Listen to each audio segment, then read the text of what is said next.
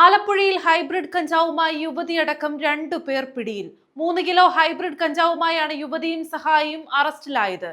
വിപണിയിൽ 3 കോടി രൂപ വിലമതിക്കുന്ന ഹൈബ്രിഡ് കഞ്ചാവാണ് പിടികൂടിയത്. പിടിയിലായ തസ്ലീമ സുൽത്താനയ്ക്ക് സിനിമാ മേഖലയിലെ ഉന്നതരുമായി ബന്ധമുണ്ടെന്ന് excise deputy commissioner S Vinod Kumar.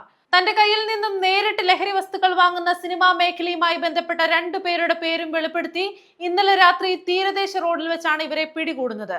3 kilo വരുന്ന ഹൈബ്രിഡ് കഞ്ചാവാണ് ഇവരുടെ കയ്യിൽ നിന്നും പിടിച്ചെടുത്തത്.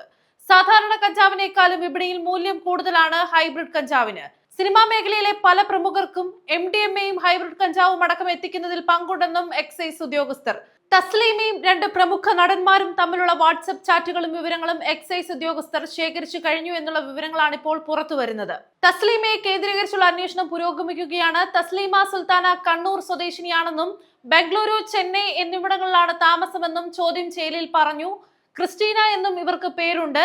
ലഹരി റാക്കറ്റുമായി ബന്ധമുള്ള തസ്ലീമ സുൽത്താനയുടെ പേരിൽ എറണാകുളം പോലീസിൽ പ്രായപൂർത്തിയാകാത്ത കുട്ടിയെ MDMA ഉപയോഗിപ്പിച്ചതിന് പോക്സോ കേസും എടുത്തിട്ടുണ്ട്. ഇംഗ്ലീഷ്, മലയാളം, തമിഴ് ഉൾപ്പെടെ 8ഓളം ഭാഷ സംസാരിക്കുന്ന തസ്ലീമയും ഭർത്താവും 2 മക്കളും ഒന്നിച്ച് ഇന്നലെ രാത്രി ഓമനപ്പുഴയിലെ റിസോർട്ടിൽ നേരത്തെ ബുക്ക് ചെയ്ത മുറിയിലേക്ക് എത്തിയപ്പോൾ എക്സൈസ് സർക്കിൾ ഇൻസ്പെക്ടർ M മഹേഷിന്റെ നേതൃത്വത്തിലുള്ള സംഘം പിടികൂടുകയായിരുന്നു.